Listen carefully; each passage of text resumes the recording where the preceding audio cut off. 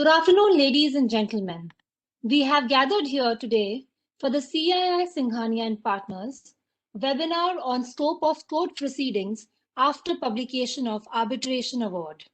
I request Mr. Vivek Thakur, Director and Head CII, to kindly introduce the speakers today, please. Good afternoon, everybody. Thank you, Soumya.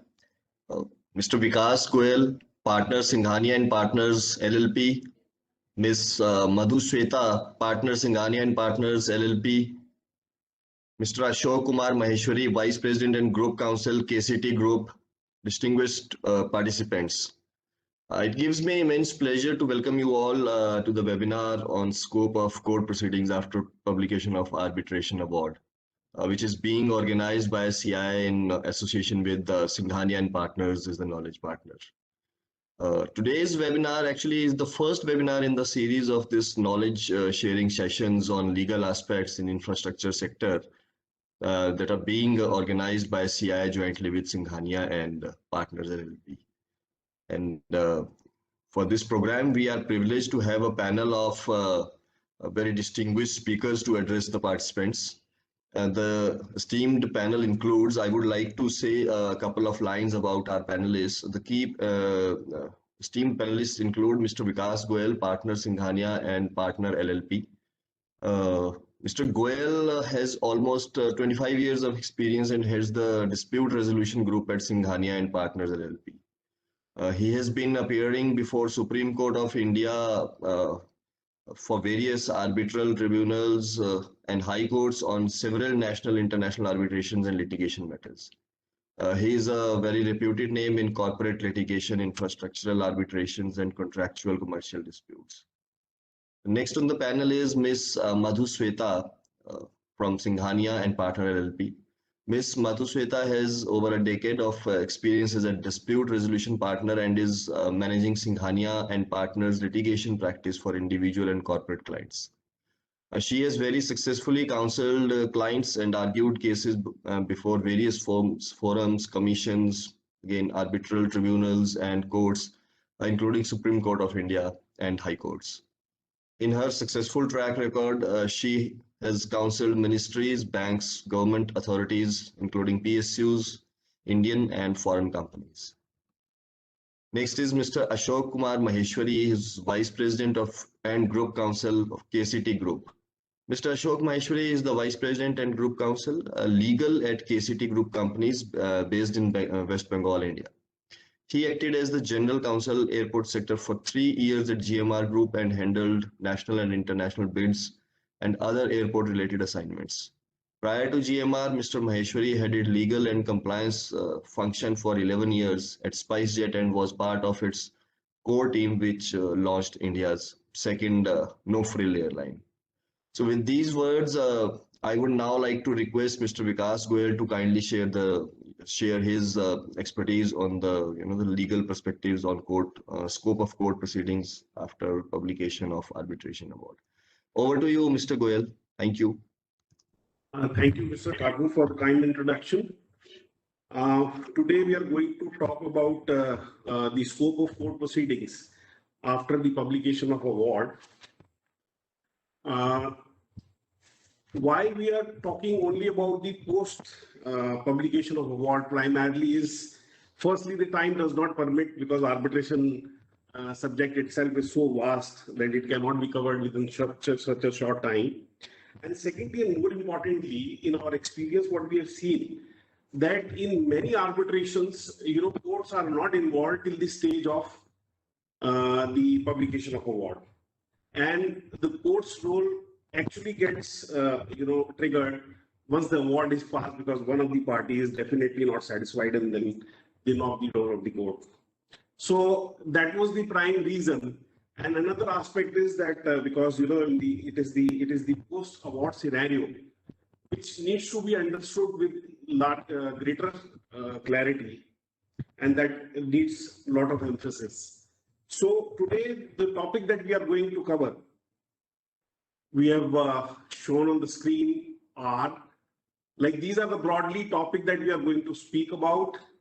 We have divided amongst myself and my colleague Shweta and then we'll see the industry wisdom from Mr. Maheshwari.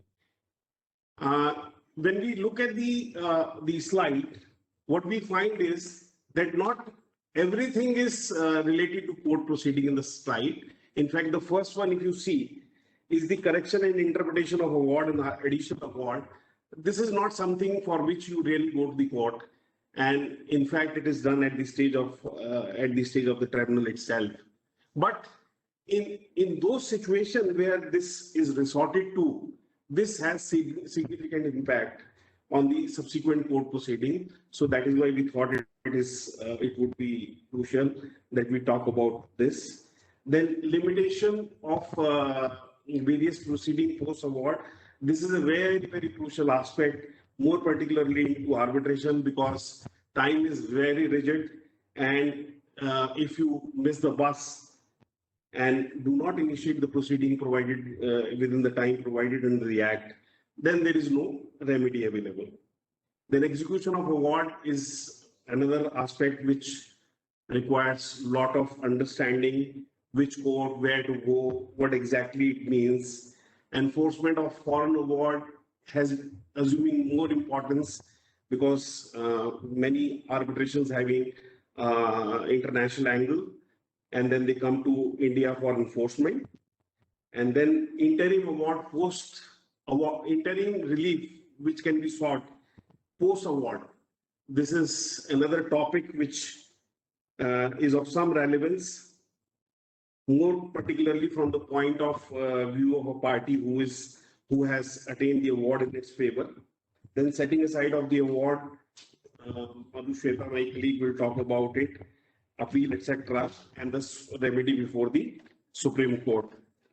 Now, before I go to the proceedings, one very, very crucial aspect is, or rather the step is, delivery of the award to the parties. Now, unless an award is delivered to the parties, nothing can start actually. So that is why this assumes importance, all limitation, etc. This is the first point, the trigger point for various remedies. Now, under the Act, the requirement is that the tribunal must provide signed copy of the award to the parties. Now, the emphasis is on the parties, and parties has to be understood as parties to the arbitration agreement.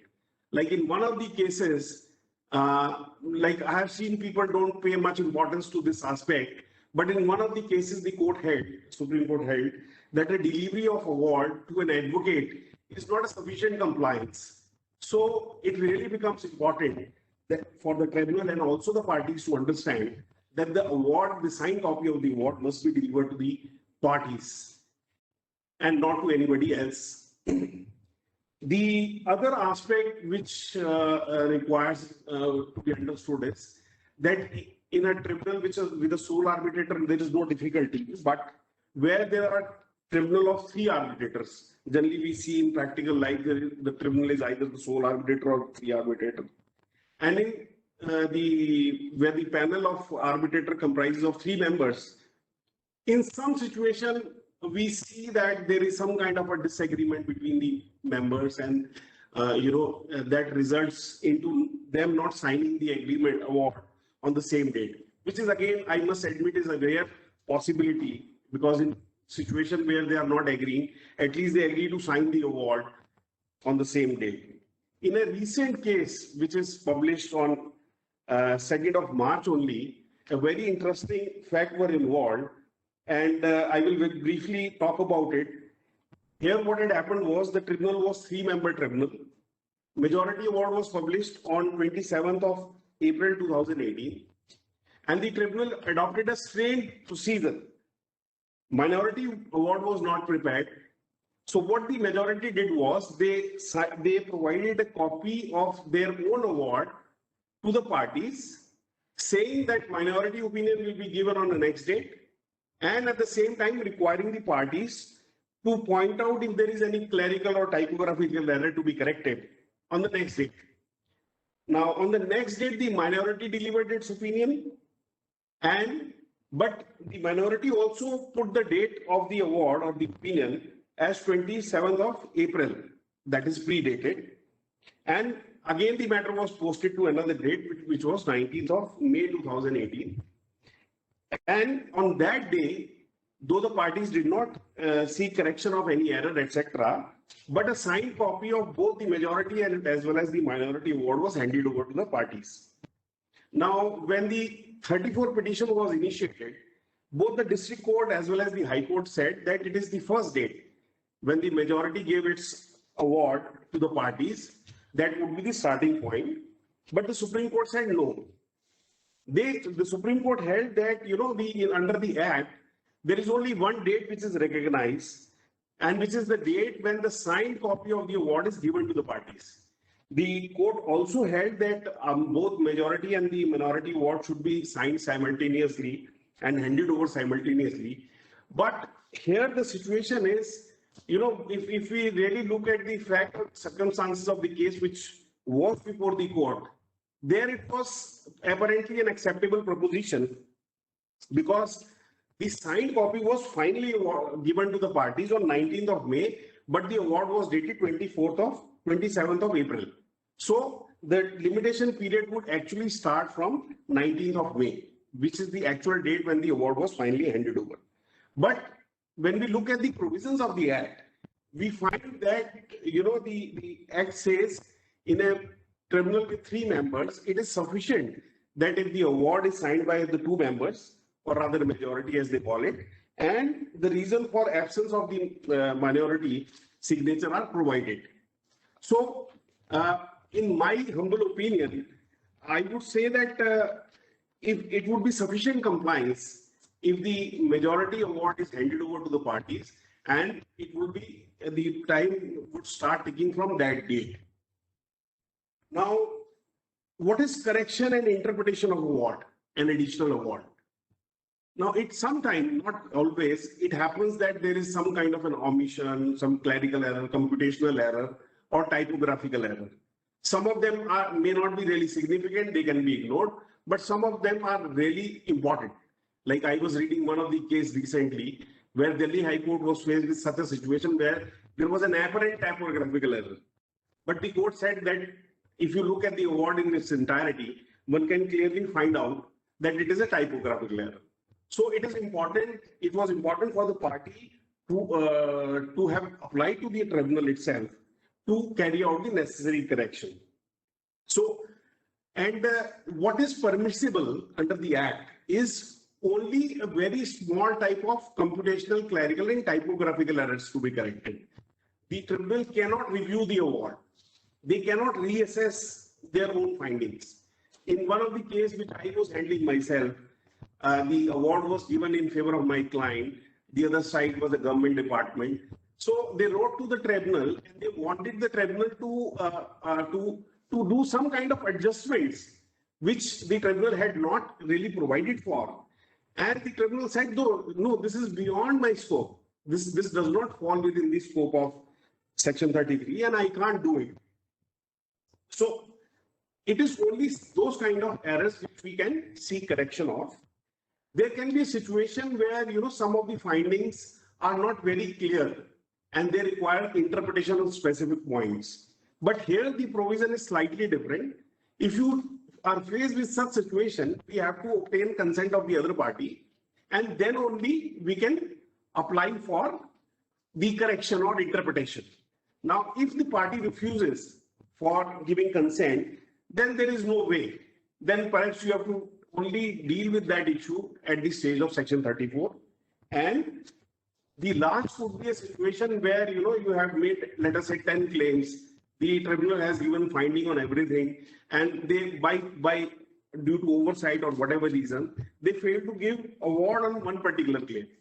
So even that kind of a situation can be addressed under Section 33, and we can apply to the tribunal and say that please pass an award in respect of the claim which I have already made. So nothing new, but something which was part of the proceedings and was left untouched by mistake. Then what we need to understand is about the limitation, because limitation is one aspect which is very, very crucial and peculiar, I must say, to the arbitration. As we all know, law has been liberal in allowing condonation, etc. We have all understood.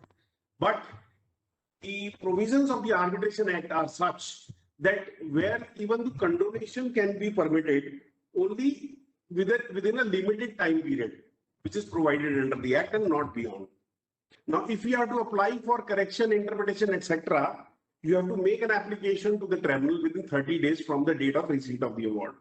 Now, wherever I talk about the limitation, you will see that receipt of the award is the start date, which I mentioned in the first part, in the first line.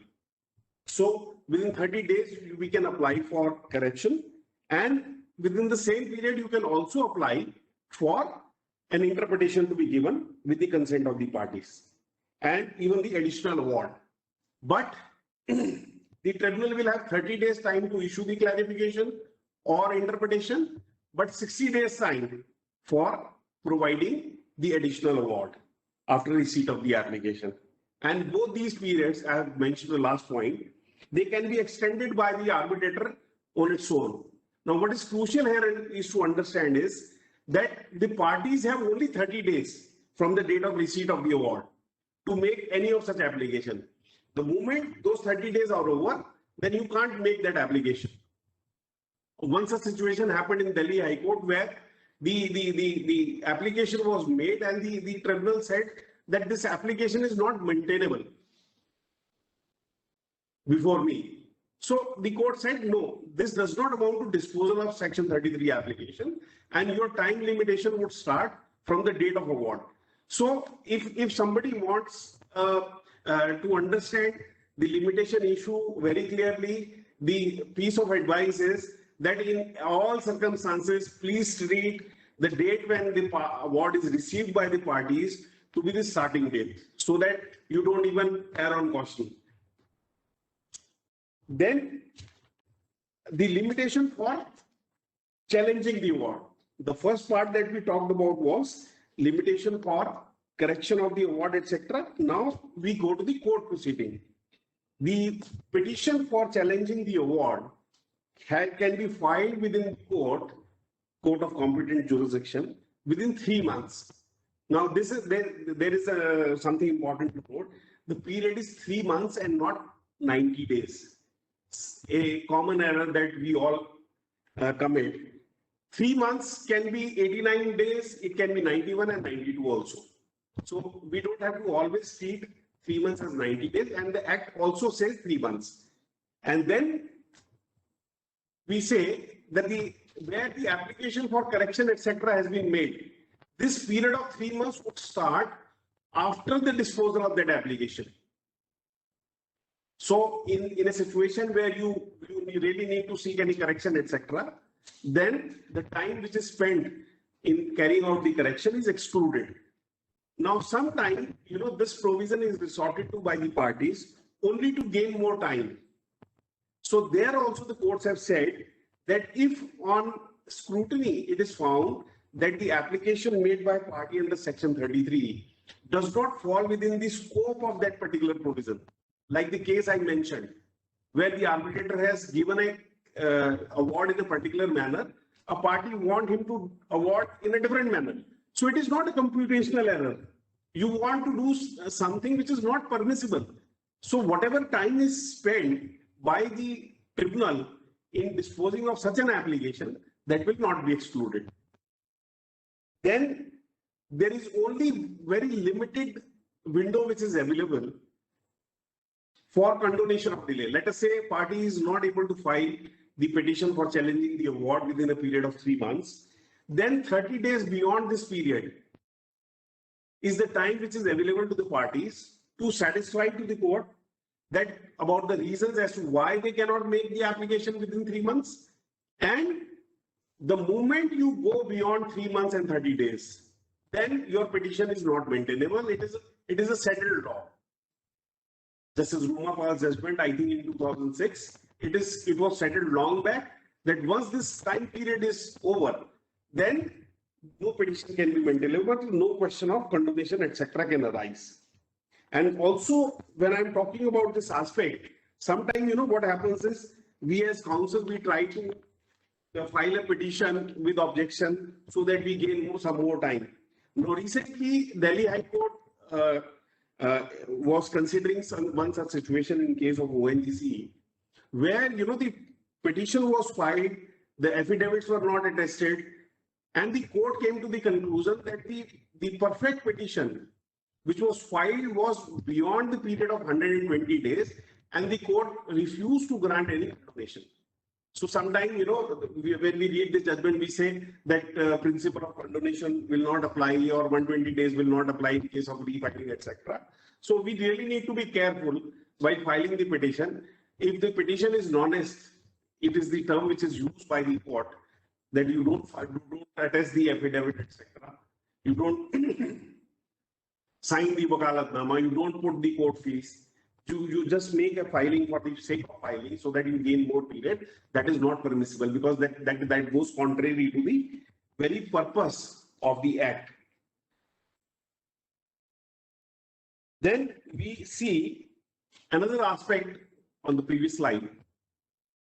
Like sometimes issue arises as to whether a petition which was filed within time, and you need to carry out certain amendment to that petition. Now, whether that is permissible.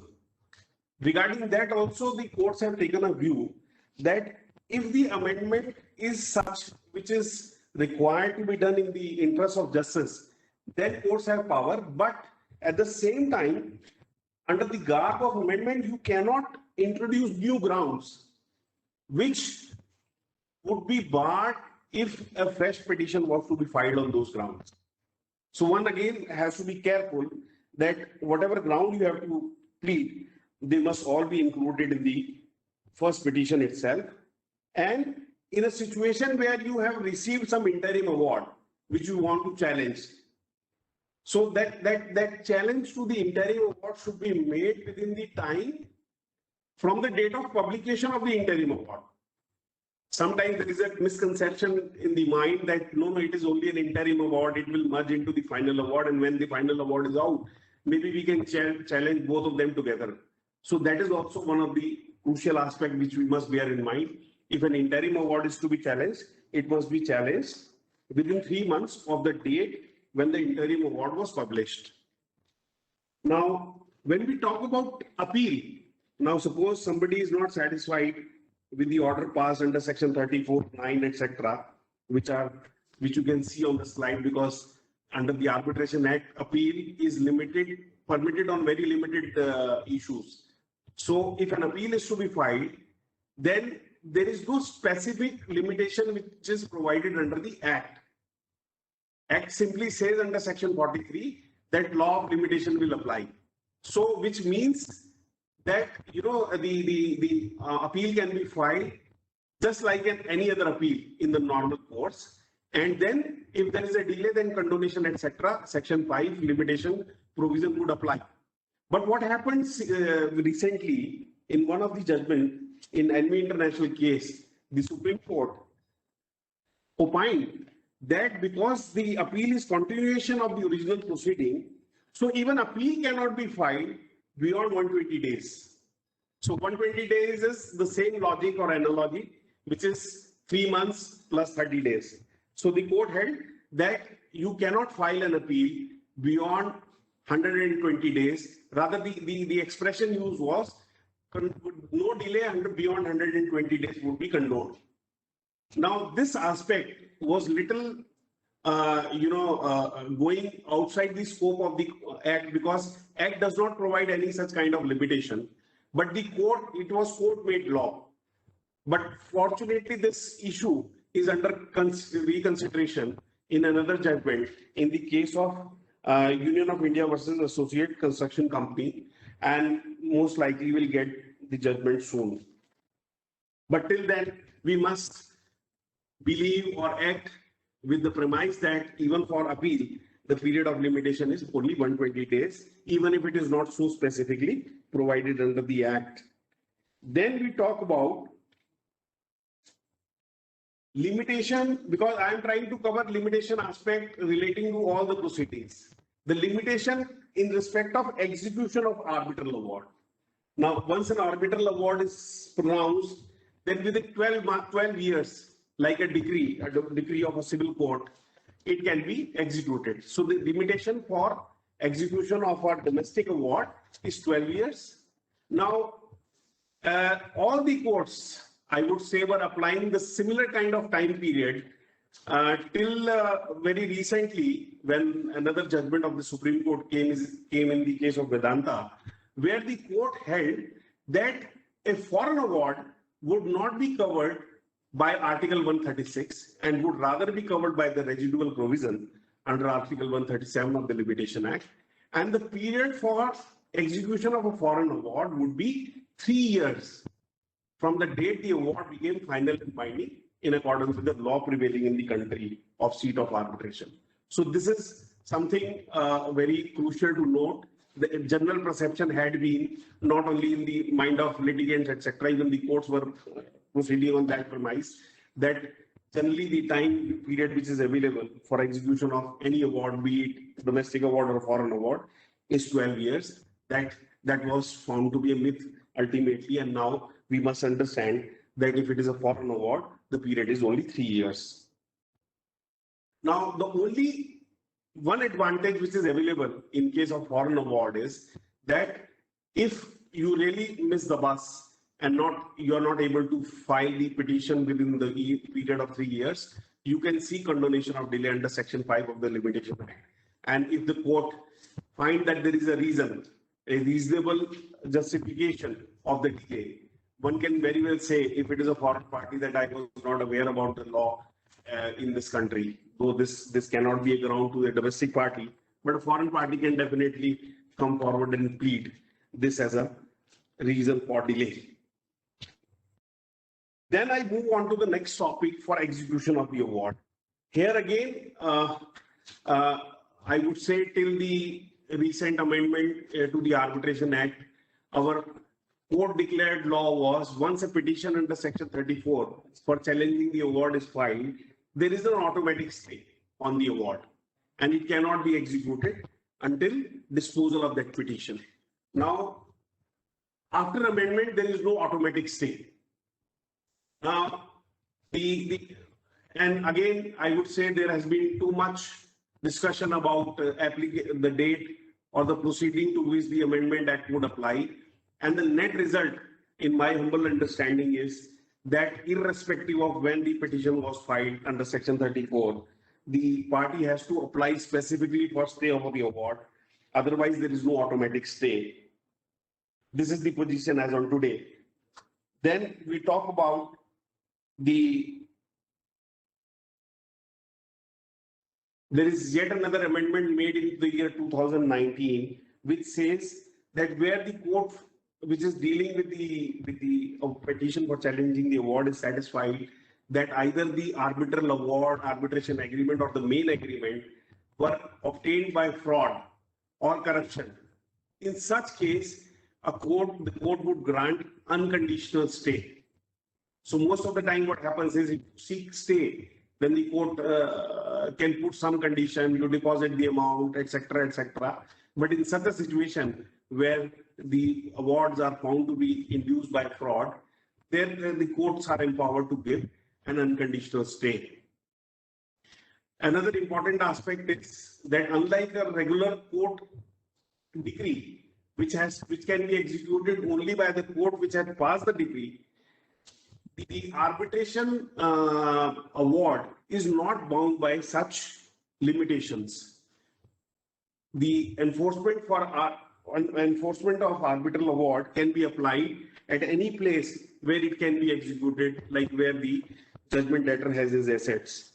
So that is a difference between the execution of arbitral award and the execution of a court decree.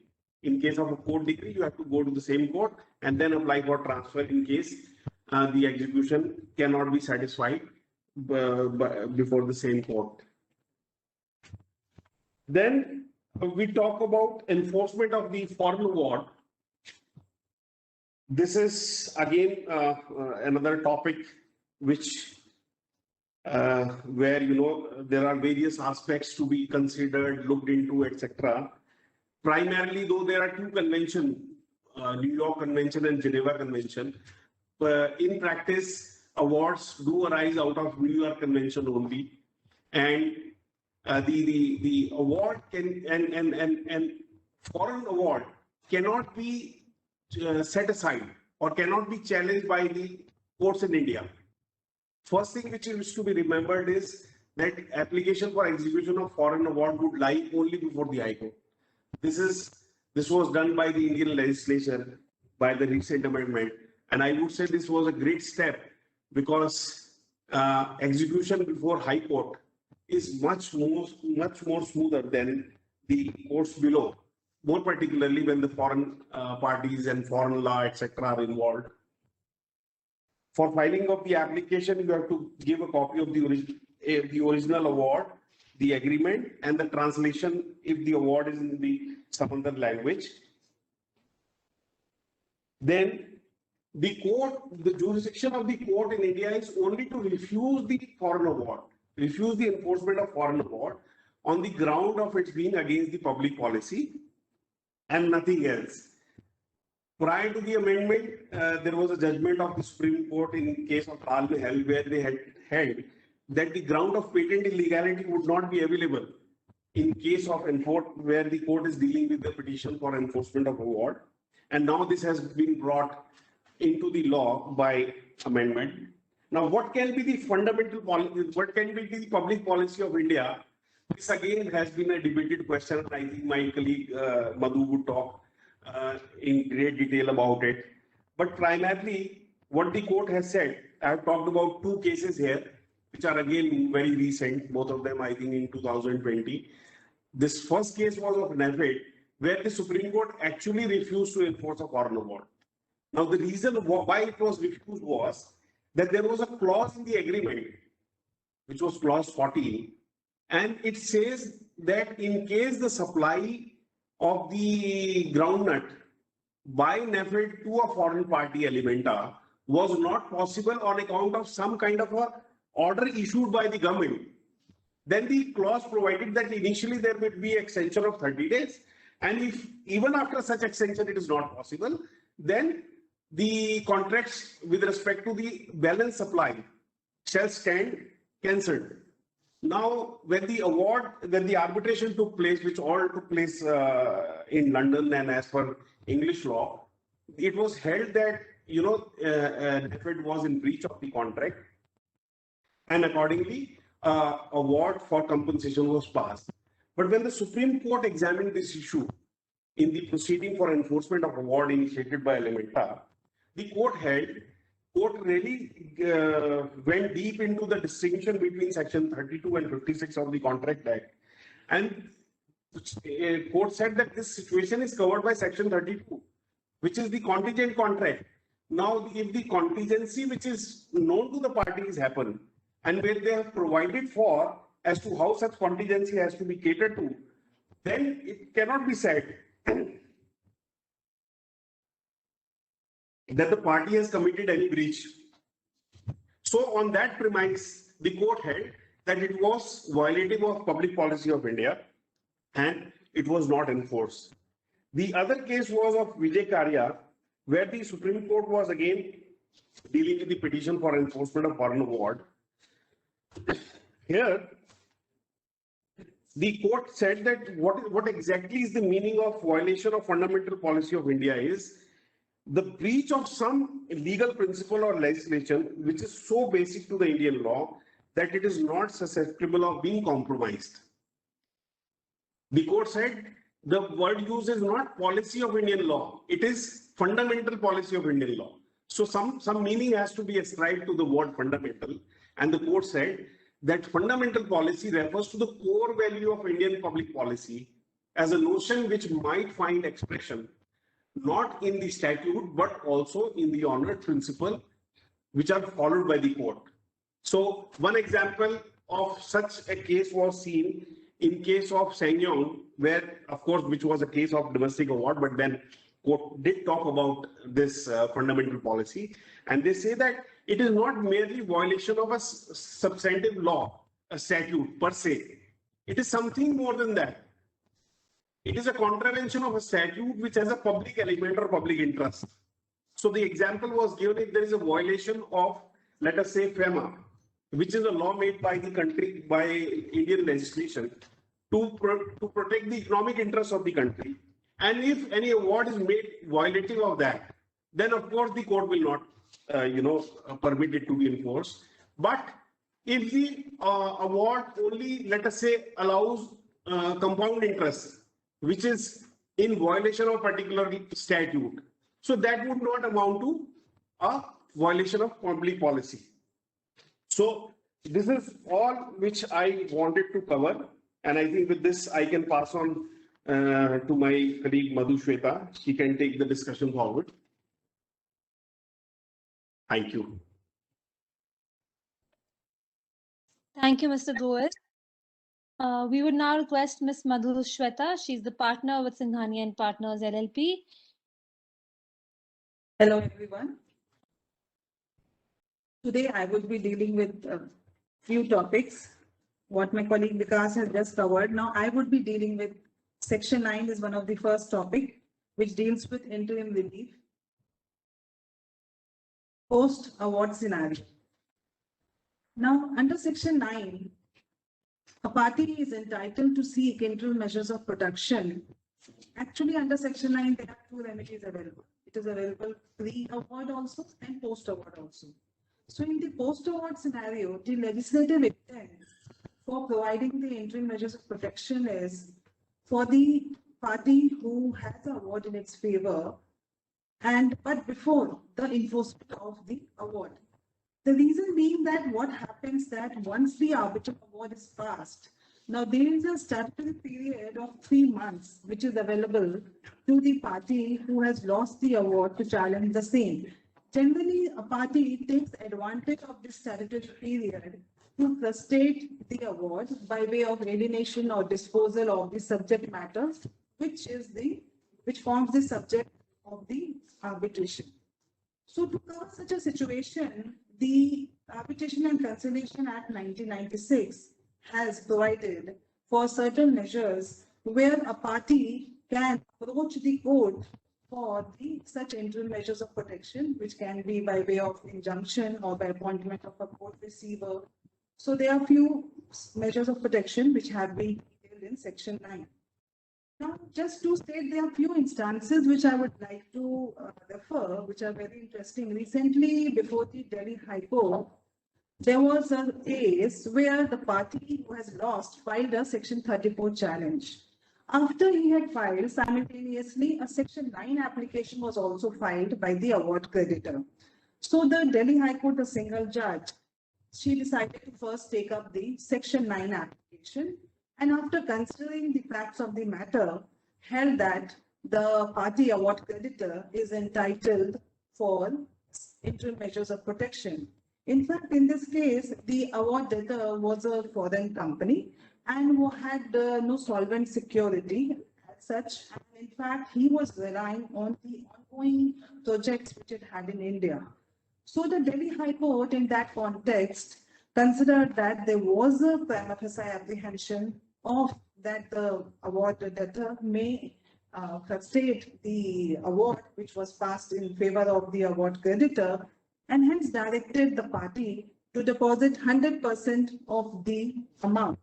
Now, here I would like to just add that the general trend in the code was initially, as far as the security to be deposited was there, generally the court used to direct for 60% of the awarded amount. But recently, the Supreme Court, based on, of course, on the facts of the case, it's not always a mandatory thing, but in a couple of recent cases, the Supreme Court had in fact overruled the High Court verdict where the High Court has directed for 60% and the court has said that the award debtor has to deposit 100%.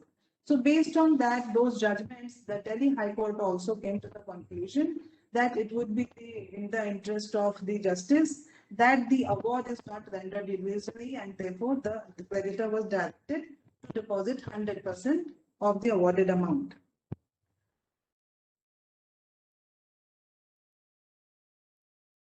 The second case is also interesting. This is also a very recent case.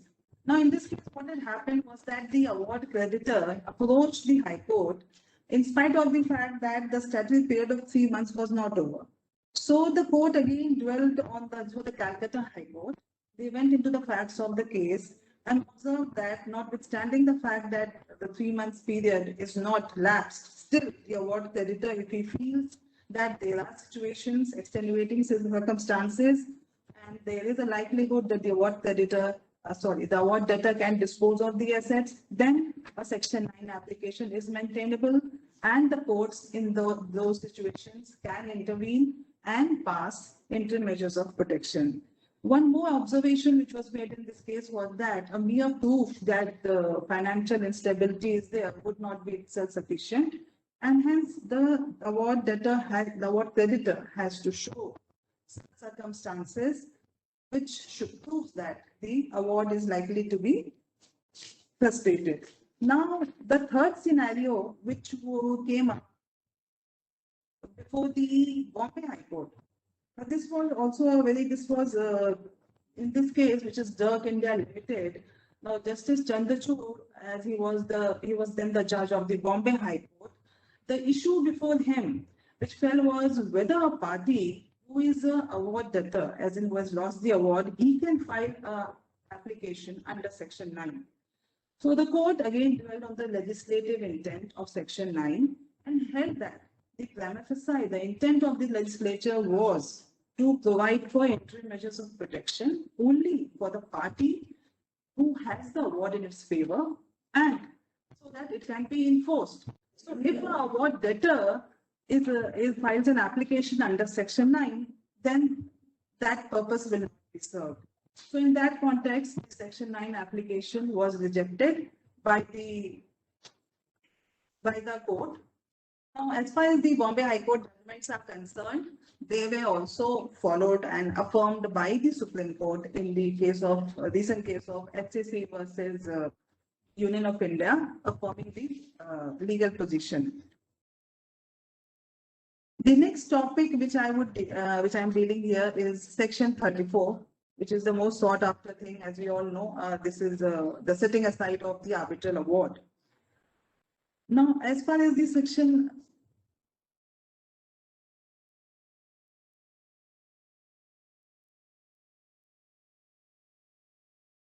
Section 34 provides for the grounds. Section 31 basically provides for the grounds which are contained in subsection 2 and subsection 3.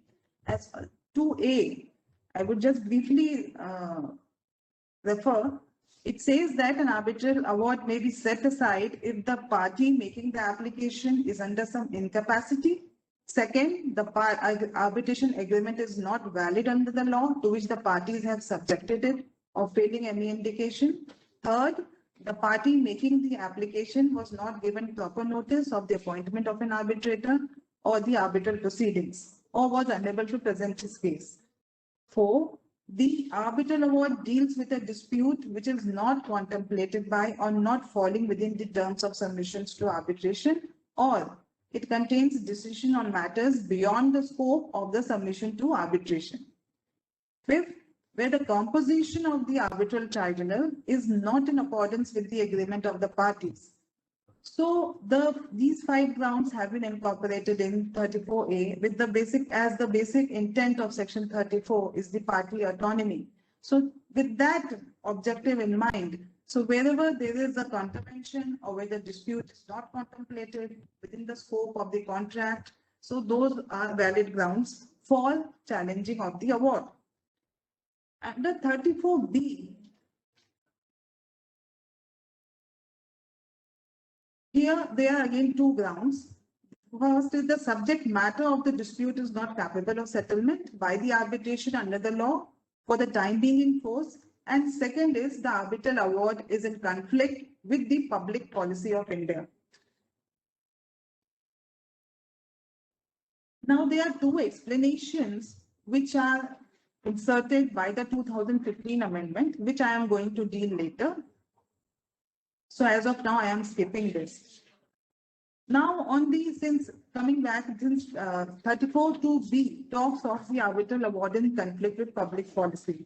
Now, today I would like to just deal with this public policy since this topic is a much debated in India, and over a period, the law in this aspect has evolved as to what constitutes public policy of India, so that the arbitral award can be set aside and the court can exercise its jurisdiction under Section 34. As we know, earlier in the Arbitration Act, the grounds for setting aside the award were very much limited. There were misconduct, or the award has not been improperly procured, or is otherwise invalid. Now, because under the unilateral model law, the public policy was already there as a ground for setting aside the award. So with that objective in mind, the legislature, there was a need to introduce a new act in India, considering the scope of the international commercial arbitration practice. So the objective was to consolidate the substantive and the procedural law of arbitration in India. So with that objective came the Arbitration and Conciliation Act, which was largely based on the unilateral model.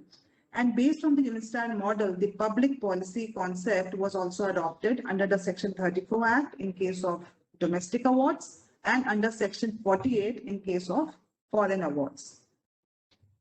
So now I would be just dealing with the evolution of the public policy, because the Supreme Court has time and again, there are various judgments, plethora of judgments, but how the public policy came into force. Now, pre-1996, the first case which came up before the Supreme Court was in the case of Renu Sagar Power Company.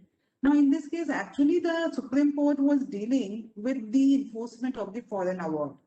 But still, the court went on at length as to what would constitute public policy. And in this case, there was a violation of the provisions of FERA. So the court, after dwelling at length, laid down the principle as to what would constitute. So there were three principles which was laid down. First, the fundamental policy of the Indian law. The second was interest of India. And third was justice or morality.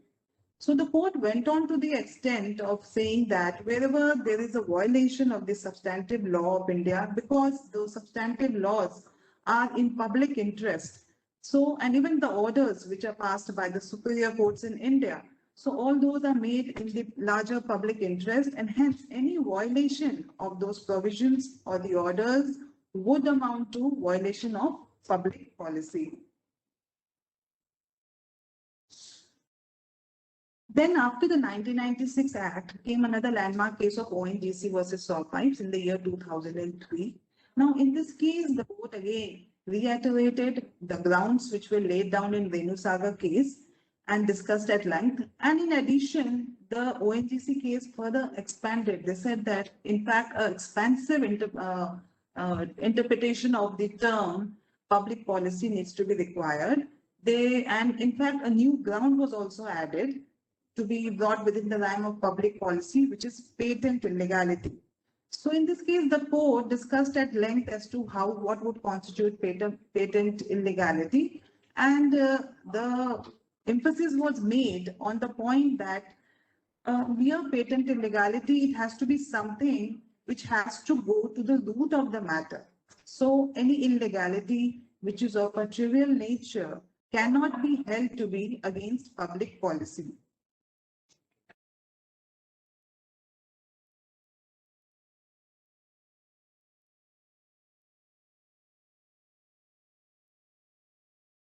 After ONGC case came another ONGC case of the ONGCs versus Western Gecko in the year 2014. Now, in this case, again, it was a full bench decision by Justice Thakur, where again the Supreme Court expanded the interpretation of public policy, and the bench observed that as far as the case of Saw Pipe is concerned, it was silent and it has not gone as to the meaning and what would constitute the fundamental policy of Indian law. So the three parameters of the fundamental policy was laid down, which is judicial approach, which further denotes that a decision has to be fair, reasonable, objective. Then the principles of natural justice, that is Audi Alteram Partem, which says that the courts are obligated to follow these principles while determining the rights of the parties. and that equal opportunity has to be given. In fact, the concept of audi alteram partem is also contained in section 18 of the Act, where it says that all the parties have to be given equal opportunity, and also section 34. And the third principle was the Wednesbury principles of reasonableness. Now, what does it mean? It means that the decision by a court has to be perverse or irrational, which is beyond the comprehension of a reasonable man. The perversity was also further discussed and elaborated as to what would constitute a perverse decision. So it was held that the components of a perversity would be where the finding by the tribunal or in the award is based on no evidence, or the AT takes into account something irrelevant, or some vital evidence has been ignored. This was followed by another landmark case of Associate Builders versus DDA in the year 2015. Now here again, the Supreme Court went into this interpretation of the public policy and reiterated the law laid down by Renu Sagar, Western Gakko, and it was further clarified. Now in this case, the court in fact clarified the concept and the meaning and the interpretation of one of the components, which is the basic notions of morality and justice. So though the judgment has been discussed, I am only summarizing up the main points which the court has dealt with. So the court in this case, as far as the interpretation of morality and justice, the court held that any award which is against justice is one that would shock the conscience of the court. So the parameters were laid down. And again, as far as the fourth ground, which is patent illegality, is concerned, the court held that if the making of the award was induced by fraud or corruption, then that would amount to be a patent illegality. Now, this patent illegality clause was later on, after the law was laid down in Associate Builders, the legislature came up with the 2015 amendment.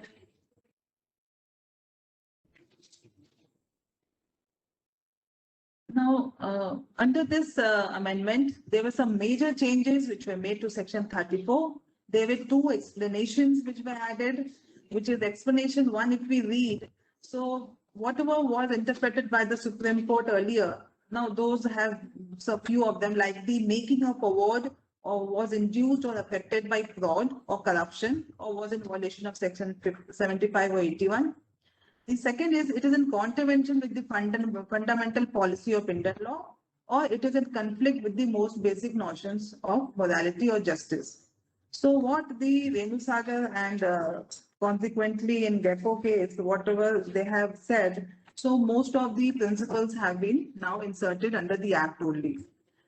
As far as explanation two further adds that for the avoidance of doubt, the test as to whether there is a contravention with the fundamental policy of Indian law shall not entail a review on merits of dispute.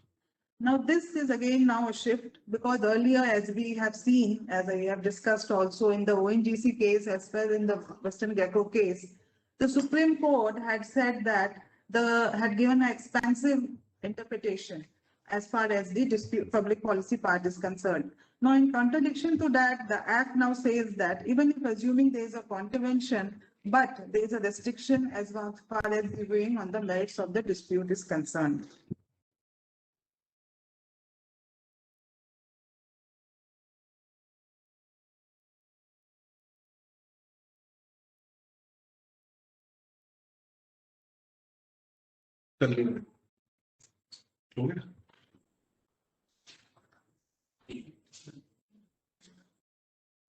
Before. Next. Yes. So this few judgments, now after that there were few judgments post the 2015 amendment. One is the Venture Global, which was again in the context of a foreign award. But here again, the court reiterated the cases and again reaffirmed the legal position that the award of arbitral tribunal can be set aside only on the grounds which are mentioned strictly as per 34 of the Act, and the court has limited jurisdiction to interfere and set aside the award. Also, the court cannot act as an appellate court to examine the legality of the award. And in this case, because again the PEMA acts were in a violation, so the court held that if the violation of the provisions of PEMA Act would amount to patent illegality, which in turn amounts to being in violation of the public policy. After Venture Global, the latest case, which is a landmark case, was the SsangYong Engineering and Construction Company, which is the landmark case and which sums up the entire law laid down in this respect as far as the public policy is concerned. So the SsangYong case, again in this case, was considering the challenge of an award which was passed between a foreign entity which is based in Korea and a respondent which was a Government of India undertaking. And in that context, the court held that the expansion of public policy of India, which was there in the Sopipe case and also in the Gecko case, has been done away, and that the new ground of patent illegality has now been inserted, which contains inbuilt exceptions. So if we see the explanation, which is there in the 2015 Act, I will just refer back.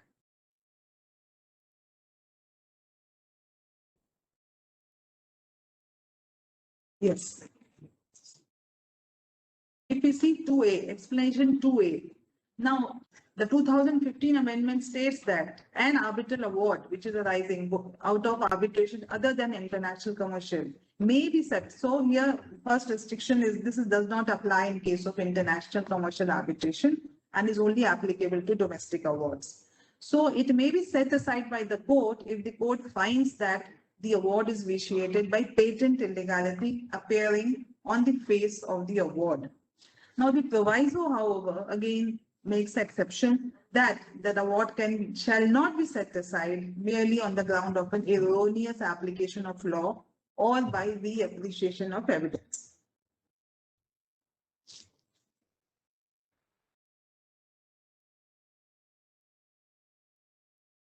So as we see, the legislative intent now is clear in view of the 2015 amendment that whatever interpretation, expansive interpretation earlier was given by the Supreme Court has been curtailed, and it has been made strictly on the grounds which are contained in section 34.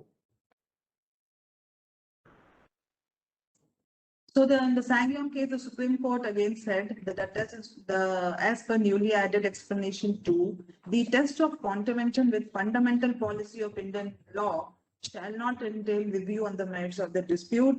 So the court under section 34 cannot act as appellate court and has to strictly decide the challenge based on the grounds. One other aspect which was discussed in this case was that the construction of the terms of the contract is primarily, earlier it was there that if the construction of the contractual terms, if there's erroneous construction or where the arbitrator errs in constructing the terms of the contract, then the court can interfere. Now again, that has been distinguished now, and the court has said that construction of the terms of the contract is primarily for an arbitrator to decide, unless the arbitrator again construes the contract in a manner which no fair-minded or reasonable person would take. So that forms one of the grounds which has been inserted now. So only on those grounds it can be interfered with.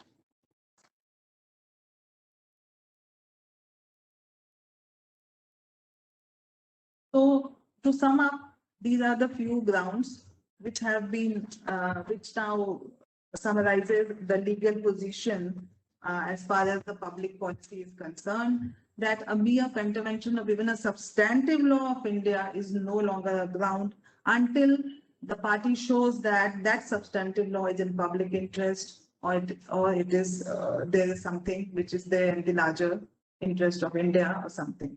Secondly, where the plausible view, it says that where two views are possible, the court again cannot interfere in the plausible view taken by the arbitrator so long as it is supported by reasoning. And this was the Southeast Asian case where the court has gone to the extent of holding that. Also, a jurisdictional error in dealing with a matter which is not allotted to an arbitrator's liable to be challenged. This is of course because this falls under one of the grounds which is there in the section 34. And also an award in ignorance of vital evidence would be perverse and liable to be set aside on the grounds of patent illegality.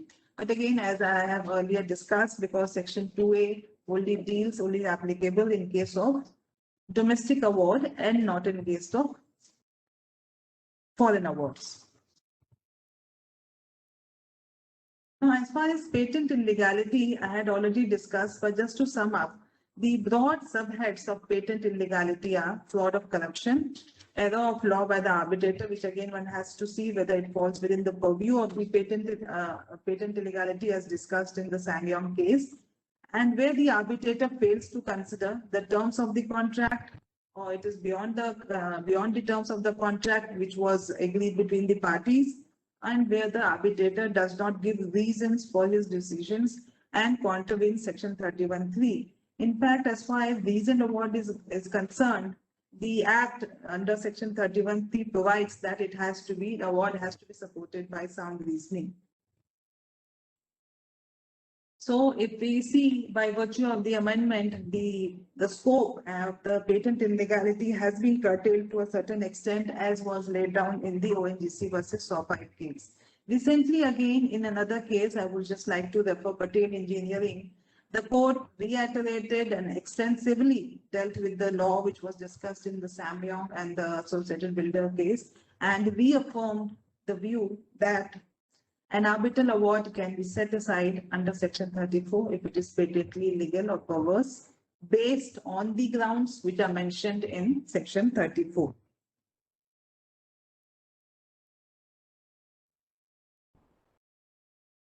Since I have already covered as far as the unreasoned award is there, but few judgments which discusses at length as to what constitutes a reasoned or the unreasoned award. The famous case in this respect, the first case was the McDermott International versus Burns Standard. In this case, the court again reiterated and explained the meaning of reasoned award and said, and of course referred that the reasons has to be intelligible and based upon the materials which are submitted before the arbitral tribunal, and it is not an empty formality, because the whole basis for arriving at the requirement of the reason was that reasons they reflect the thought process based on which the arbitrator had concluded and had made the award. Otherwise, want of reasons would make such award flawed. Again, the mere statement, because 31(3) also says that, so it was said that a mere statement of reasons does not satisfy the requirement of Section 31(3) of the Act. Another case which dealt with this requirement of a reasoned award was in the case of Dyna Technologies versus Compton Reeds. Now, in this case, the court highlighted the difference between the inadequacy of reasons in the award, also an unintelligible award. And there were three characteristics which were laid down. It has to be proper, intelligible, adequate. So the distinction which was carved out was that wherever there is a gap in the reasoning or there is a flaw in the decision-making process, the court has to, then in that context, the court needs to have regard to the documents based on which the same flaw could be made out, whether the arbitral award has been passed based on some materials or there are inadequate reasons without arriving at the conclusion which was arrived at in the award. So in case of such a gap in the reasoning, it was held that it can be set aside. But however, again, there is a caution which is there that merely because there is a gap in reasoning would not entitle for the setting aside of the award in a casual manner. So the court has to go into the facts and the merits to see whether actually there is a gap which entitles the award to be set aside. The second aspect was unintelligible award. Here again, the Supreme Court has cautioned that the courts are required to be careful while distinguishing between the inadequacy of reasons and the unintelligible arbitral awards. And as far as the second component is concerned, the court went on to hold that if the challenge to an arbitral award was based on the ground that the same was unintelligible, which then the same would be equivalent of providing no reasons at all. And then in such a case, the such awards would not be sustained and is entitled to be set aside. Now I'm coming to the next topic as far as which is under section 34, which is the scope of remission of award. Now section 34(3) provides for the remission of the award, because if we see the objective of the act under the Arbitration and Conciliation Act 1996, the court does not have the power to modify or demand back the award for reconsideration to the arbitral tribunal. Hence, hence the provision has been incorporated, which says that now section 34(4), what it does, it empowers the court to adjourn the proceedings challenging the award. Though in natural context, as we are doing a lot of arbitration matters, I think this remedy has been rarely resorted to by the parties.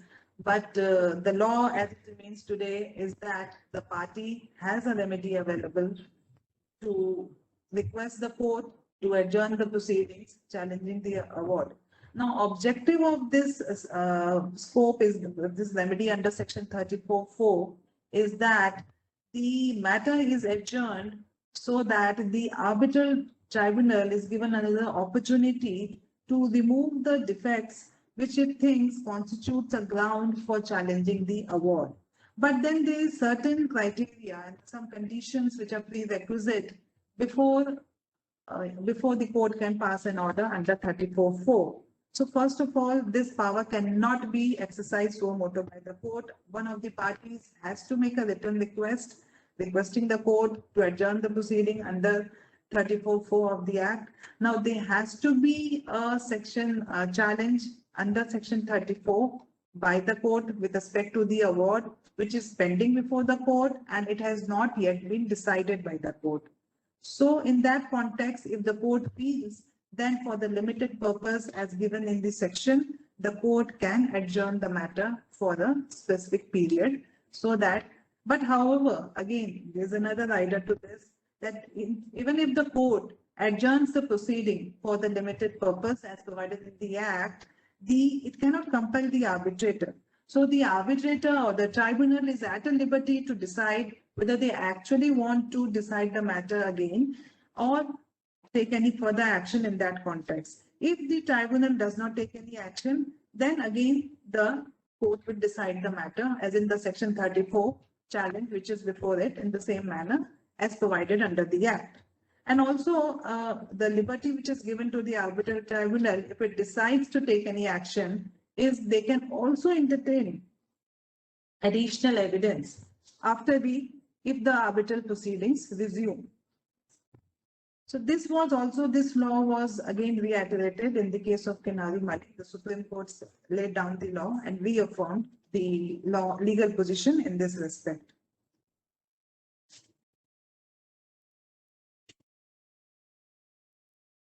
The next topic is section 37. As far as the limitation that has been dealt by my colleague, I am basically dealing with the appealable orders, which is provided under section 37. Now, 37 says that an appeal will lie from the orders which are passed by the court. Now, there are three types of orders which can be appealed under section 37. First is the order which has been passed by the court refusing to refer the parties under section 8 of the Act. Second is granting or refusing to grant any measure under section 9. If the court refuses to grant a section 9 relief, that order can also be challenged under section 37.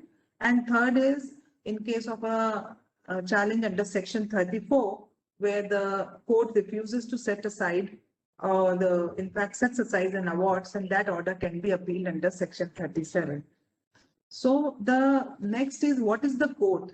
Because it says appeals under section 37 shall lie to the court, which is defined in section 2(1)(e). Now 2(1)(e) of the Act defines the court, which means in case of any arbitration, in case of domestic arbitration, the principal civil court of original jurisdiction in a district And it also includes the High Court, which always exercises the who is exercising the ordinary original civil jurisdiction. So the appeal will lie before such a court. This was reiterated by the Supreme Court in the case of Pandey and Company. Another interesting which was discussed in the case recently, in the case of Chintals India Limited versus Bayana Builders, was that here an order was passed, appeal was filed under section 37(1)(c), setting aside an award under section 34. Now, in this case, what had happened was that the court, the section 34 court, had refused to condone the delay in filing the application, and because of that, the matter was not heard. The court in this case went at length and said that even if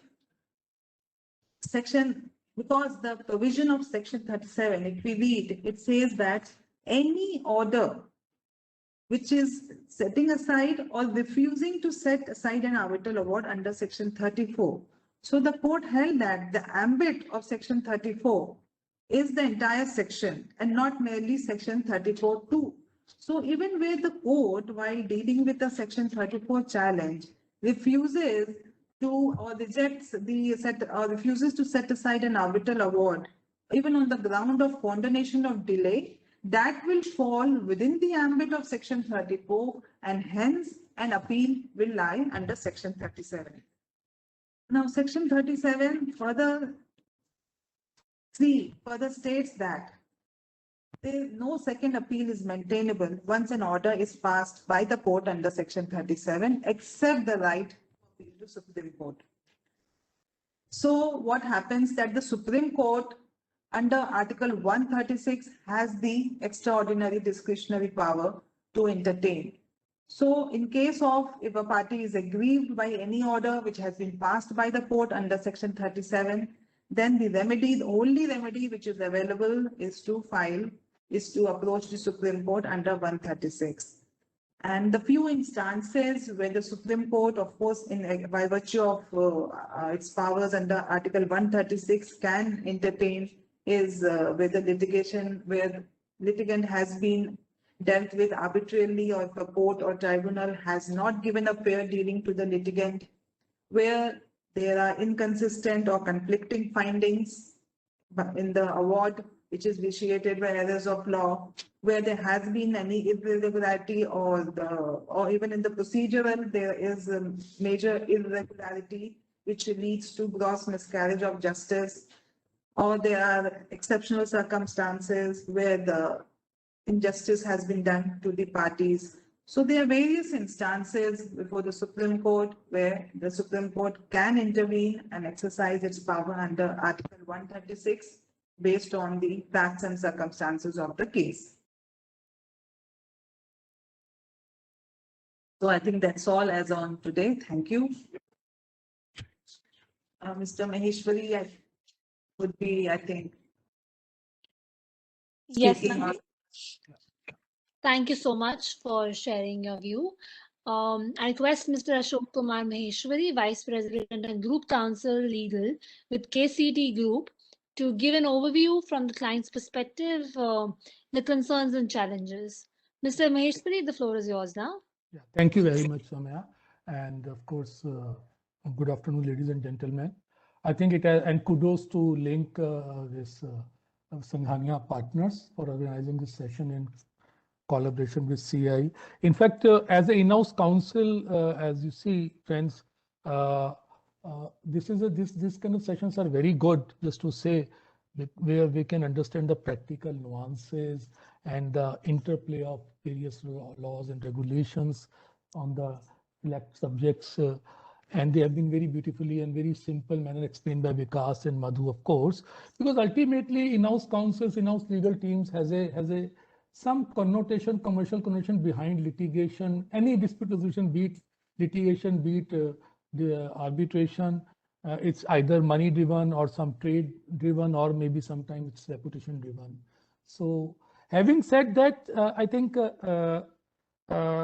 since all substantive and nuances have been explained on the given topics for today, If as a in-house counsel, when it comes to us to decide which is a good proposition for dispute resolution, be arbitration and litigation, I think it's not a clear-cut absolute case. It's relative, because a lot of things will depend in terms of a what kind of industry you are, what kind of a nature of transaction doing.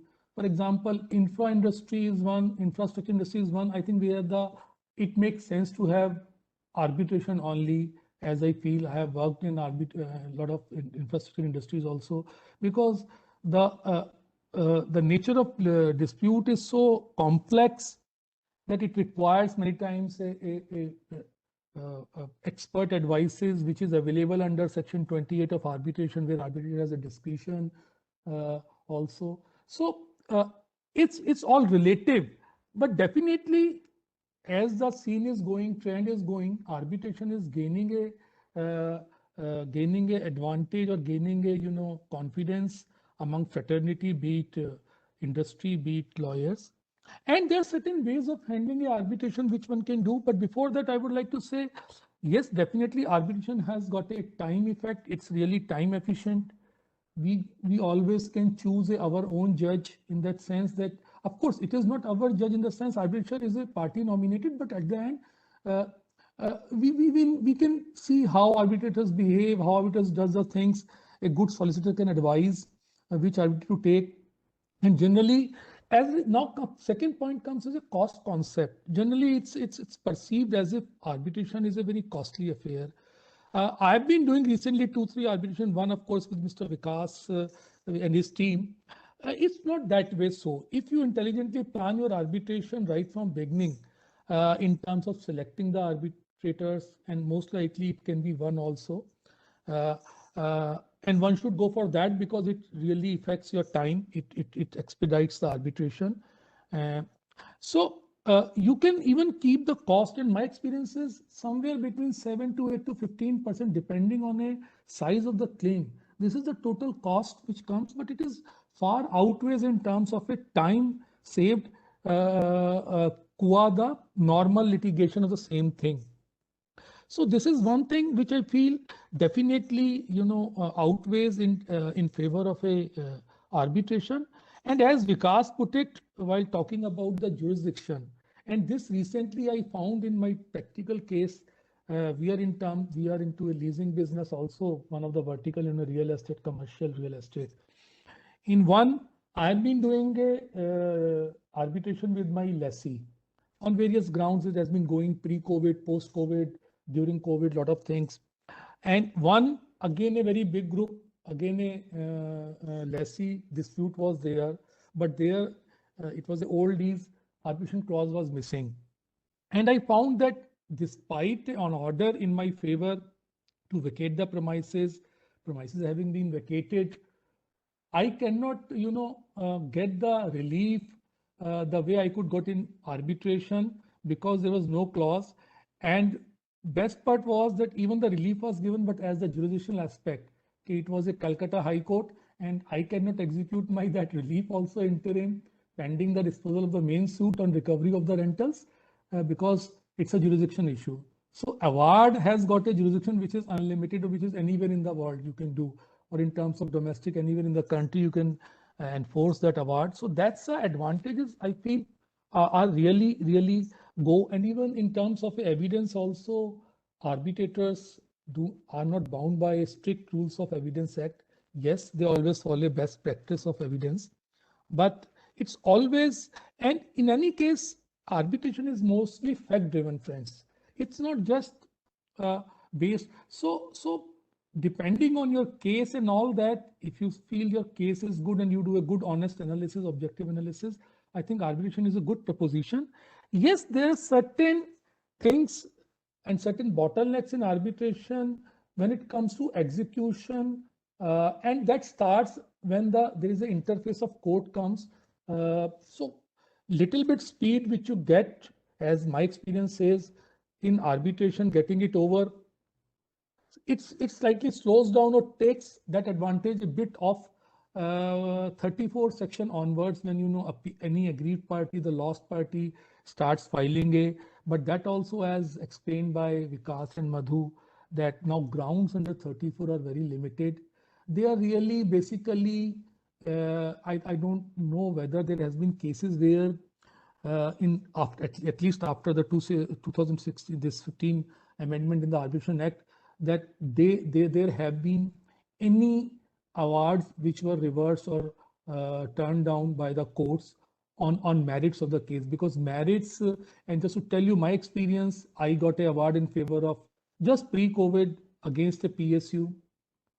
And as you know, PSU culture is that they always try, maybe it's a CAG factor, fear factor of Comptroller and Auditor General, they did their best despite fully knowing that the award is very good. It's a sole arbitrator given in our favor. Despite they went to Supreme Court, till Supreme Court, apart from 34 also, of course, exhausting all remedies. But court did not intervene. They just threw away the SLP on the ground case. Sorry, no appreciation of facts or other merits. Just tell us whether your case is watertight, falling in those clauses of 34 or not. So hardly anything is left which any losing party can get under 34, unlike the earlier tactics pre-amendment era. So, but yes, these are some speed gets slowed down. That's my take. Just to take a cue from Vikas on this correction thing, I'm slightly going there also. Yes, it is very good to really read your award as a winning party and see how it's going to impact the execution also. As I can tell you, in one of my awards against another PSU, it was an award in rupee terms as well as in a dollar terms, partly in rupee, partly in dollar, major part in rupees. And of course, I think we missed it, that we did not, maybe we would have tried that under section 31, that computation issue, we would have tried with the tribunal that kindly clarify what would be the conversion rate, whether it will be the date of the award or whether it will be the date of when the cause or this arises, the claim arises. Now, because of that slight missing in the award, my execution is pending, because they say it's a day of the cause or when the dispute arose. Conversion rate should be that. At that time it was 50 rupees. Today it is 77. So in that, this slight delay happening. So having said that, there is no absolute barometer where we can say that arbitration is better form than litigation. It depends on many factors I explained on industry, transaction and all that. But definitely, I will say, and even now, as you people know, friends, that even the leases are amenable to arbitration, as recently Supreme Court ruled in that. Of course, those leases which are within any special act of Rent Control Act or any special rent acts, apart from that.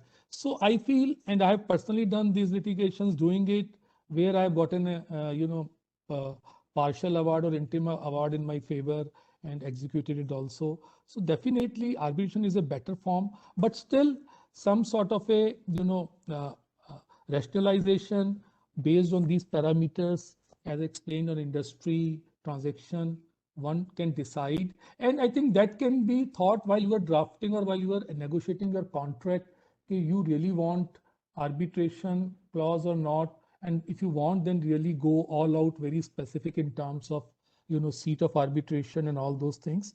So definitely arbitration will have an edge in times to come. As you know, recently there is a talks about institutional arbitration in India. So definitely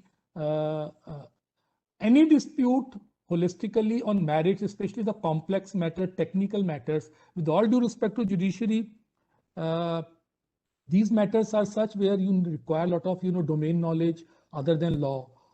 So with institutional arbitrations coming into India in a big way in time to come, will definitely make arbitration more popular, this dispute resolution mechanism. I think with a given constraint, I feel this is what I wanted to say. And over to you, Vikasji and Madhu.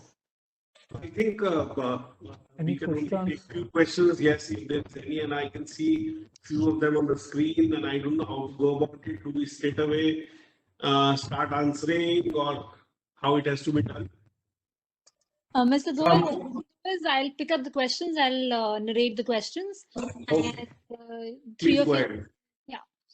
ahead. So we have a question which says that there are incidents where the other party denies that he has received the copy.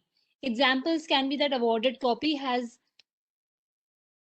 was given to the attorney of the other party or was dispatched via speed post, but the other party do not recognize the collection of the awarded copy. How to manage such a situation? See, these kind of thing, depend on the kind of evidence that you have. The onus would be entirely on the party to show, because there is one thing that the onus of the tribunal is to deliver. Now, the delivery is complete when it is given to the parties, and if they have sent it by post to the last known address, that will also amount to sufficient delivery. But yes, if the party can show, as I mentioned in one of the case, the award was given to the council and not to the party, where the Supreme Court said no, it is not as per the scheme of the act. The award has to be given to the party.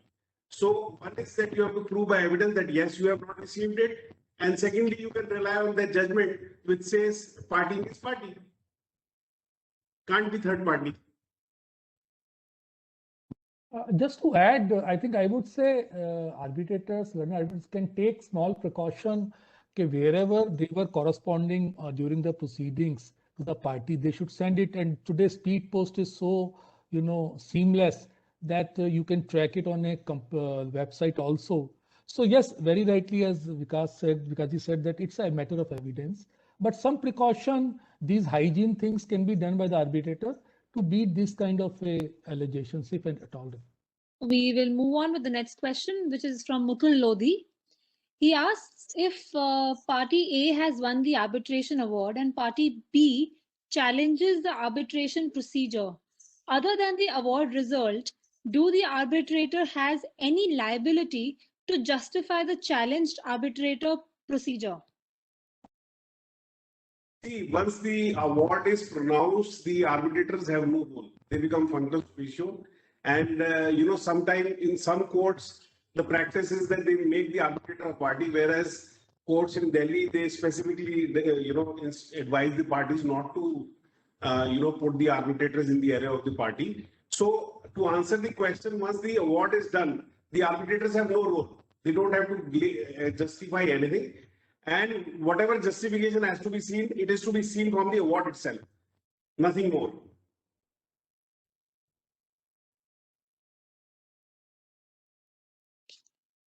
Moving on to the next question from Ms. Hemlata. She says that we had filed a case on MSME Samadhan portal for the outstanding amount of rupees 17 lakhs plus the interest totaling to rupees 25 lakhs, and hearing for conciliation has failed. We have to apply for arbitration. So how do they proceed?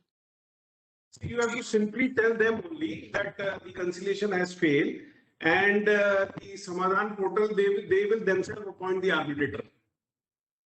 And once the arbitrator is appointed, he will notify the parties, and then the parties can start, participating in the proceedings. Write to them only.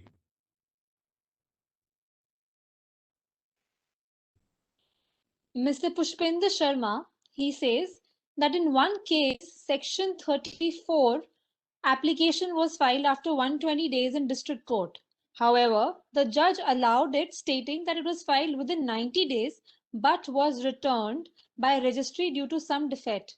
He's asking your views on this.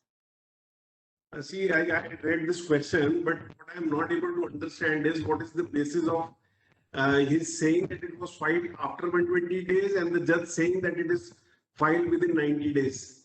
I think there is some gap somewhere in the question. But nonetheless, the law is very clear. Once the period of 3 months plus 30 days is over, no judge has even the discretion to entertain the petition. If the learned district judge is entertaining, you will have to take your chance in the High Court and say that he is committing an error. That is it. Mr. Pushpinder Sharma, I hope this clarifies. In case you have any follow-up question to it, please feel free to write. Moving on to the question from Mr. Rakesh Bhatia. He says that during arbitration proceedings, the claimant enjoyed interim protection from the payment of certain contractual amount.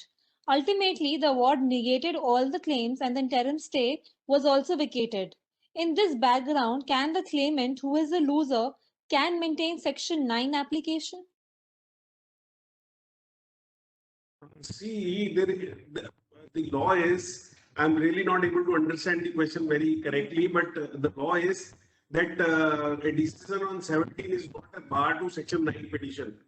So, and if it is an amended scenario, then perhaps there can be a difficulty. If the person can speak with me with little more clarity on the facts, I think I'll be able to advise it better. But I think just to add, as I said, in case of Section 9, if a party who is a loser and has lost the award, then it is a settled law that he cannot approach the court under Section 9, because it is only meant to aid a party who has the award in its favor. Yes, that is there. Yes, that is one aspect. As I have held in the case of Durg, which is the Bombay High Court, Justice Chandrachud has reiterated this law, that a party who has lost cannot file a Section 9 petition.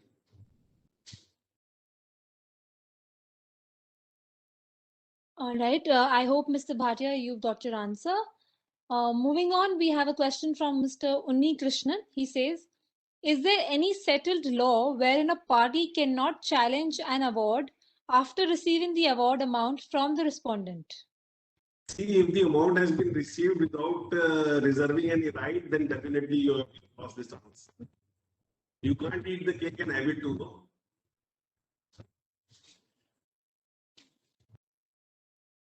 Mr. Indranil Chaudhary asks, in an arbitration consisting of 3 arbitrators, 2 of them have signed contrary awards, but the third arbitrator is not responding. What are the options available to the parties? So there is no award. So out of 3, 2 are signing the contrary awards and third one is not signing at all. So it is a situation where, 3 arbitrators giving their own 3 awards. So as per Section 29, it is not an award at all. Then the remedy is to reinitiate the arbitration proceeding. Or they can file 34 also and then get it set aside and then reinitiate the arbitration. All right. The question from Mr. Anil Motwani. He says that can it be firmly said that the courts have never gone into the merits of an arbitration award? Has there been a recent amendment in the Act that has further clarified the scope and limits of the court on arbitration awards? This, I think I have just discussed this aspect, that now with the recent amendment of 2015, the courts have in fact curtailed and said that under what scenario the court can go into the merits of the case. It is only in case of reason where they want to inquire whether there is any gap in the award, because as I have already said in explanation 2, it says that the test as to whether there is any contravention as far as the public policy which I have just discussed shall not entail a review of the merits. So of course, it's not that the courts cannot go into the merits, but it has to be, once the case is made out that either the award is totally perverse or it's against national interest as per the grounds which I have already discussed, or there is some gap in the reasoning. So then to establish that whether actually there is any perversity, the court can then only go into the merits of the case.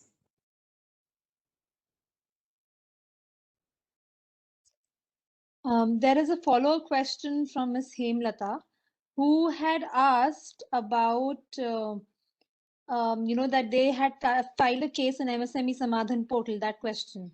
So she is asking here that how do we go ahead? Do we appoint an arbitrator or the DIC will appoint the arbitrator? They need to understand the complete procedure of arbitration. See, they will appoint, you can't appoint. They have their own procedure. It is just like an institutional arbitration where the conciliation fails. So they only go ahead and appoint the arbitrators. So they have a list of or a panel of arbitrators. Amongst them only they appoint somebody. But I think the party will have to choose Choose in the sense? from the list of parties. Yes, that would be as per their procedure, depending on The like. party will sole get a arbitrator. letter, asking for the choice of the arbitrator, and out of that, the arbitrator will be appointed. But they will have to go back to them only. We have a question from Ms. Agarwal. She says, we had a situation where the party losing in an arbitration matter approached the court under Section 34 well beyond the 90-day period. However, the court condoned the delay. We have also seen that courts are usually lenient towards government institutions for condonation of delays. Is there a remedy available in such cases? Really, but her observations are perfectly right. But she can look at this judgment of ONGC by Justice, what is her name? Singh, Justice Jyoti Singh, and maybe she will find some argument from there. No, I think there's one thing more I would like to add, because it says 90 days. It's also a grace period of 30 days. So that is what she's saying. No? So that Literally. grace period of 30 days also has to be satisfied by the court, by the party, sorry. And one thing is there that Justice Jyoti Singh's judgment, it says that once you are within this period of 30 days grace period, then you have to show the delay of entire 3 months. So I would advise her to read this judgment. It is really a good determination on law on this point. And fortunately or unfortunately, ONGC was the government entity who is in the receiving end in this matter. Just to add, I think, but in any case, this is a discretion given to the court. So definitely it's quite subjective matter. I mean, one cannot have some sort of a watertight provisions for that. That 30 days, that discretion can be used or quote unquote can be, it all depends on the facts. Mr. Goel and Ms. Shweta, the question, Ms. Agarwal, she's asking if you could please advise the judgment again, please, judgment details again. She can write to us on email, we'll respond. We'll give the full detail. That would be best. We have another question from her. She says, is there any precedence where a losing party appealed against the arbitration award under Section 34 and the court entertained the same after making them deposit the arbitral award on its own without an appeal from the winning party? And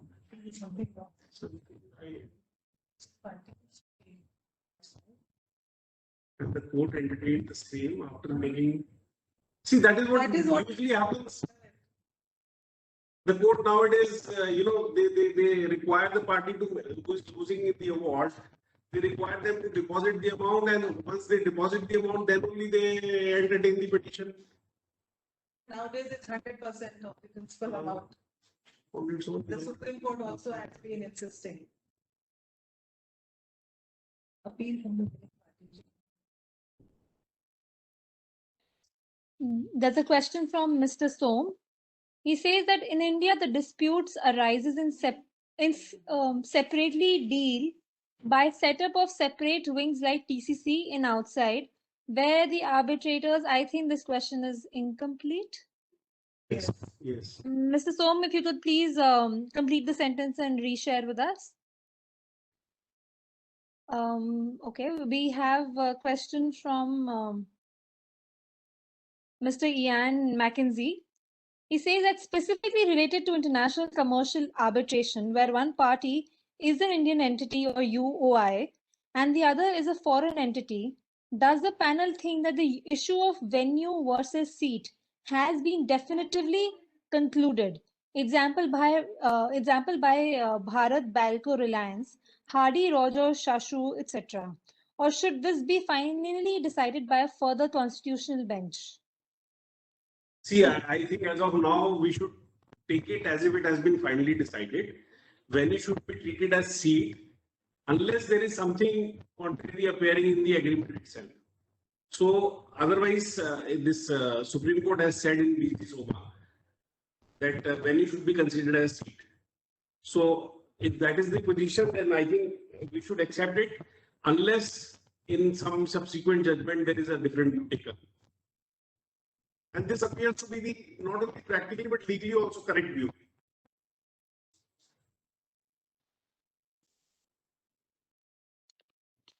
I have a question from Mandeep Kapoor. In one of our cases, presiding arbitrator was way above the age 70 years, which was prescribed as one of the eligibility to become arbitrator. We became aware after the award was published. Can we make it as a ground to challenge the award?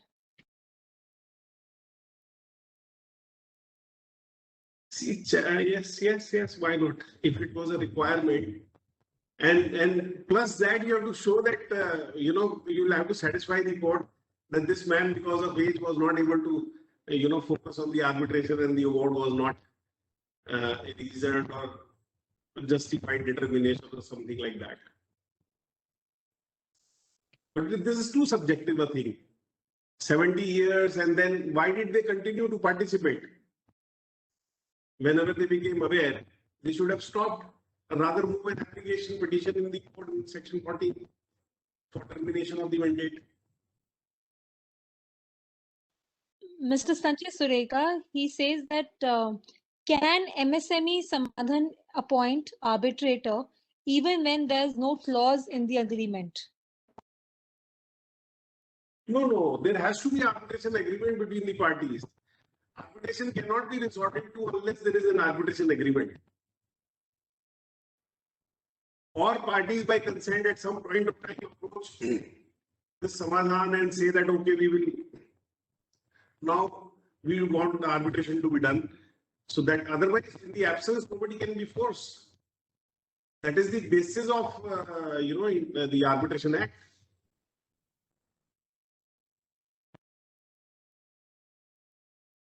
Ms. Agarwal has another question. She says, is venue also equivalent to jurisdiction? If a contract has venue of arbitration defined, but not the jurisdiction, can the venue be considered as the jurisdiction? Yes. All right, moving on, we have a question from Shubha Lakshmi. The place of dispute agreed in the agreement is different. The party in dispute filed an application for pending payment before the MSME Council in a different jurisdiction. Post the matter was heard by the MSME Council, the matter is referred to arbitration on quality of services provided by the applicant. Will the case be set aside on the grounds by the arbitrator on the grounds of jurisdiction? The case be set aside on the ground by the... But see, there is no provision of setting aside of the case by the arbitrator. Just let us see the question, please. The last sentence. Will the case be set aside on the grounds by the arbitrator on the grounds of jurisdiction? See, I feel if there is a clause, I think what the question is that there is already a place which is there, which is fixed. So if there is a case made out on the ground of jurisdiction, then they have to move application under section 16 before the arbitrator. But I think the place that has not been defined here, because what they are saying as far as the payment is concerned, that is referred to another jurisdiction. I think the question is not very clear. In a different jurisdiction, that is what they're saying. So the whole criterion, one has to see if in the agreement, whatever was the place of dispute, then that place, the arbitration has to be referred in that place only.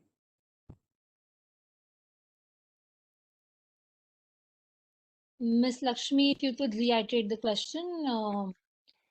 The next question we have from Mr. Mukul Lodhi. He says that do courts have timelines to settle the post-arbitration award cases like we have in arbitration cases? After arbitration, if the matter is in High Court for execution of award or of challenge, but due to huge case logs, the said court is unable to take the matter on time. What are the possibilities to expedite the hearing? We only pray to the God. No possibility. Though the amended act says that 1 year's timeline is provided, but that is also not mandatory. That there is a Supreme Court judgment to that effect.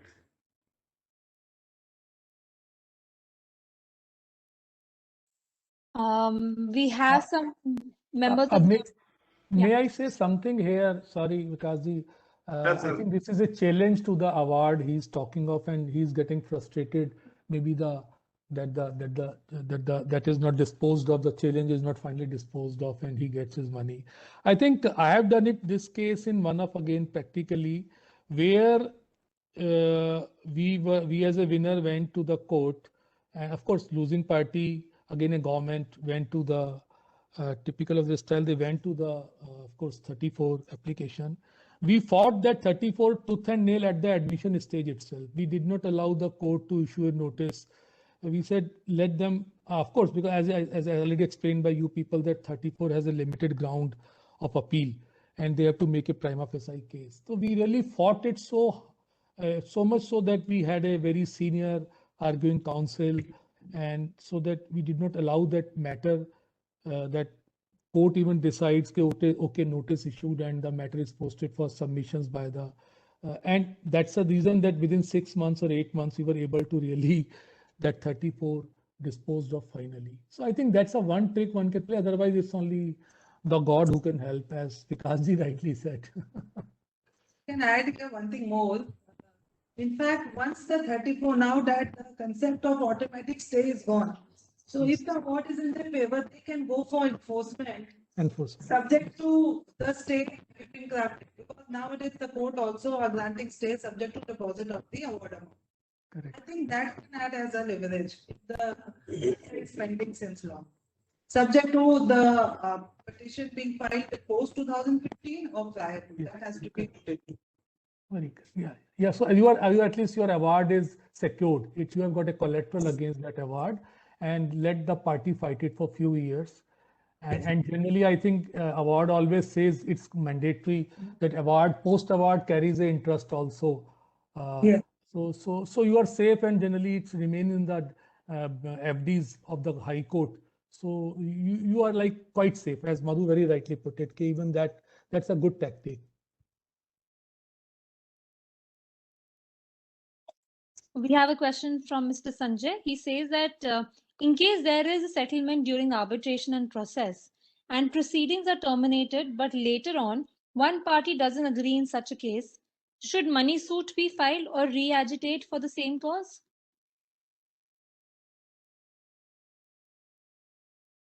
It all depends. If the settlement is by way of an agreement, so unless that agreement is set aside, you can't do anything. Even if a party wants to go to arbitration or a court, first this settlement has to be set aside on the ground, on some ground or the other. Otherwise, parties are bound by the settlement. Now, one can also plead that with settlement, the arbitration clause also ceases. So there are various possibilities actually.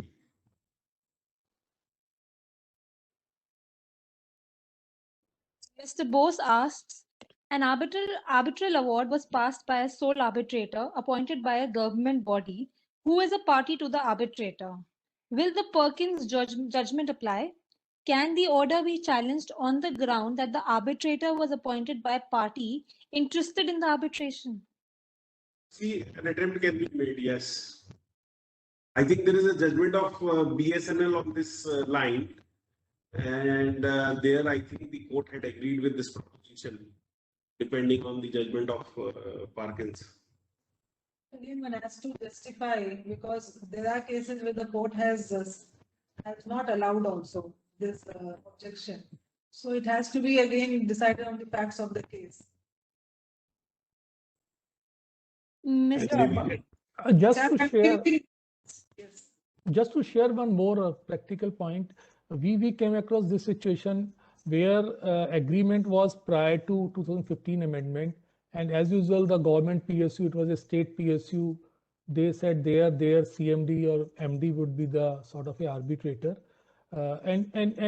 But the dispute arose after 2015 amendment, and we successfully challenged before Bombay High Court. We said no, in view of this now, they cannot, it cannot be because, and yes, court appointed a neutral means an arbitrator by the court. Under 11 we went.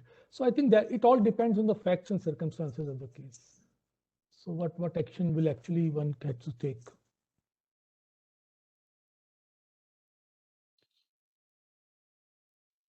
Mr. Goel and Ms. Shweta, there are some of the audience members have requested for your contact details.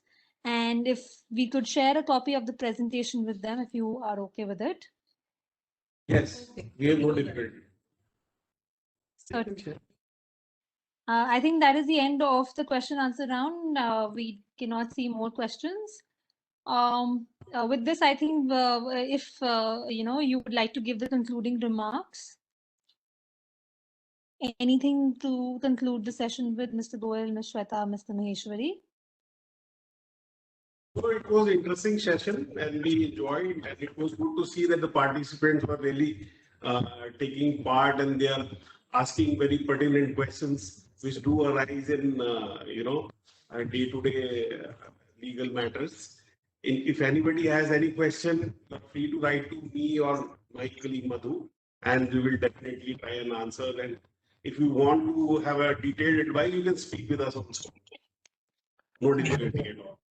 And may I say, just as an industry representative or in-house counsel, that friends, I think one thing is there in arbitration, which may not have a so surety in a litigation in a court thing, that if you can do your things well, present your case well, definitely chances are more in arbitration to get things out of that than sometimes in the court.